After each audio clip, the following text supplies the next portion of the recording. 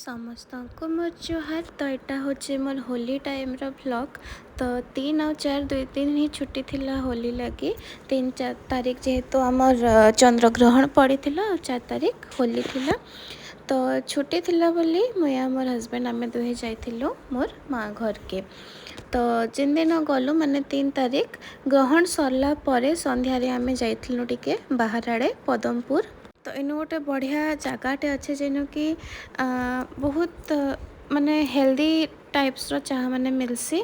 गुड़ चाह मांडिया चाह ता सबू।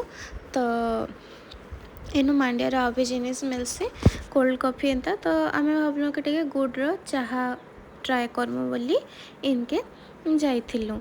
देखुन इे चाहार ऑप्शन माने भी अच्छे देखुन रागी टी रागी कॉफी एंता सब करी आउ इटा अमृत तुल्य तकर माने ना देथिले से माने आरोग्य अमृत तुल्य जेहेतु से माने टिके किछि हेल्दी ऑप्शंस रखिथिले। तापरे इनु ऑर्डर देला परे आमे इनु बाहरे बसलु। बाहरे ही ताकर ही काउंटर रे इनु आलू चॉप छानुथिले आ भाजला मुढ़ी भी दउथिले तार संगे। आ पूरा मिनी आलू चॉप कहि पारमे मैं छोट छोट साइज रो आलू चॉप थिला पूरा। आ देखो इनु जेन माने ऑर्डर करबे से मानकर लागी से माने दउथिले मुढ़ी भाजी करी आड़े आलू चॉप एतके रे हमर गुड़ चाह आसी जाइथिला ना। तो बहुत भल तिला चाह एडा देखुन आलू चॉप चना झोल आउ चटनी पूरा घरर बागी चटनी आ मुढ़ी भी बहुत बढ़िया पूरा भाजी करी देथिले। तो इवनिंग टाइम रे केते बेले इनु बसी करी कप सप करबा लगी बढ़िया जगहटे हितला। आमे तो फर्स्ट टाइम जाइथिलु। याडे कोल्ड कॉफी भी देखुन आमे मगेइथिलु। तो बहुत ही टेस्टी थिला सब जिनिस चाह आलू चॉप मुढ़ी चना झोल चटनी सब जाक इनु टिके बाकी आमे खाई पी करी तापरे आमर किछटे मार्केटिंग थिला सेटा सारी करी आमे जाइथिलु रेस्टोरेंट। तो रेस्टोरेंट रे देखुन इनु आमे ऑर्डर करथिलु एटा थिला भेज मंचाओ सूप आउ तापरे एटा थिला देखुन भेज मंचूरियन आउ भेज मंचूरियन पर एडे थिला आमर बेबी कॉर्न रो गोटे चिली टाइप रो आइटम टे आउ भेज हांगकांग नूडल्स सब जाक बहुत टेस्टी थिला। तापरे एटा थिला नेक्स्ट डे 4 तारीख रो ब्लॉग। सकालु सकालु नाश्ता रे बनी थिला पूरी आलू चना तरकारी एडे मटर चना रो झोल चटनी आउ बरा देखुन एटा मटर चना रो झोल थिला एटा आलू आउ काबली चना रो तरकारी आटा बरा। तापरे नोडे बहुत नुआ जिनिस जे मुई बने देखिथिली माने फर्स्ट टाइम ट्राए करथिली जेंता कुनाफा बनासन। तो एटा कुनाफार गोटे स्वीट डिशटे मैंने बनई पतला सिमेई के रोस्ट करी। तो पहला तले गोटे लेयर कुनाफा तापरे मिल्क रो केसर रबड़ी गोटे लेयर तापरे फिर गोटे लेयर कुनाफा और तार उपरे डार्क चॉकलेट आ पूरा उपरे माने गार्निश करवा लगी नो आलमंड्स आउ पिस्ताचिओ नहीं बहुत ही टेस्टी भल बनी थिला एटा। आउ खाइला परे इनो जन जन करे दादा मैंने आसी होली लगी कलर लगाबार के। तो सब हैप्पी होली विश करी एक दूसरे के कलर लगौले।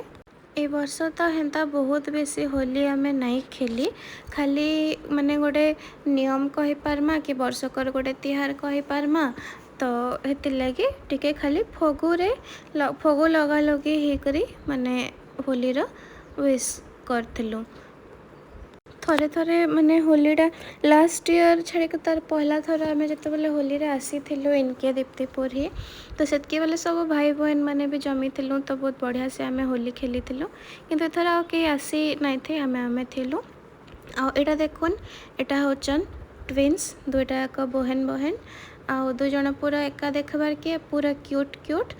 तो इमान को आनिक आसते मोर हस्बैंड आउ देखुन इमाने भी होली खेलीछन ताकर फर्स्ट होली थिला। दु जन को माने वर्षे हेबार उपरे ही थिला एज ताकर हेतकी आउ पूरा वर्षे भी नहीं थी मैंने किसी दिन गले वर्षे हेबा।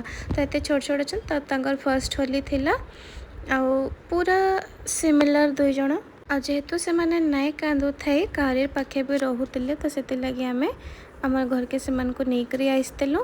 आ इनो देखुन दुई जन को इनो बसालु गोटे तो बसी गला किंतु आ गोटेटा नाई बसु थाई। तो भर्ती करी इनो मम्मी दुई जन को नली धरौले खाइबार लगी आउ जहाँ देले भी माने खाइसन ताको घरर जिनिस माने सब जेनटा भी देले।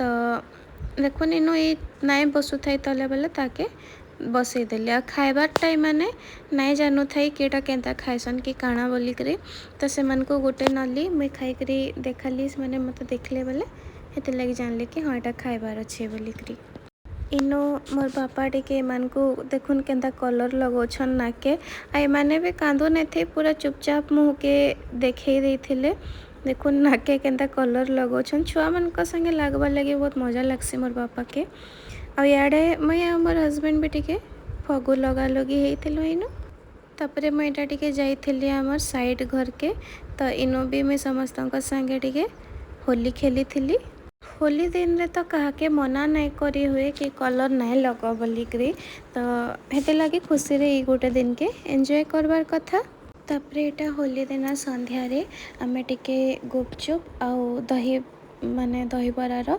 सच करथिलो इनो माने गोटे प्रकार कहि पारमा कि गोटे पार्टी चलथिला हमर तो इनो देखुन मैं सब सामान के इनो रखी करी सजे दे करी बसी जाइछे आउ समस्तन को लगे पहला इनो दही बरा बनाऊे तो पहला दना मान को जितकी जन अच्छे से हिसाब रे दना मान को बरा तार उपरे इनो देखुन दही पकेदेली आउ पूरा थिक क्रीमी दही तार उपरे एटा तेंतेल गुड़ खटा मीठा चटनी टिके आटा धनिया पतर आउ पुदीना कच्चा मिर्चार ग्रीन चटनी टिके तार उपरे जीरा गुण पियाज आउ लास्ट ऊपर टिके गार्निश करवा लगे मिर्चा गुण आउ आमर भुजिया टिके बाकी तो यहाँ रेडी हो गला दही बरा एटा के समस्ते खाई बहुत माने एंजॉय कलु बहुत बढ़िया टेस्टी बनी थिला तार आड़े गुपचुप रे आलू भरी भरी मम्मी दौले आ मैं इनु गुपचुप बतर करुली जे दही गुपचुप खाइमी कला तार लगी दही गुपचुप खटा मीठा चटनी धनिया चटनी दही सब पकईकरी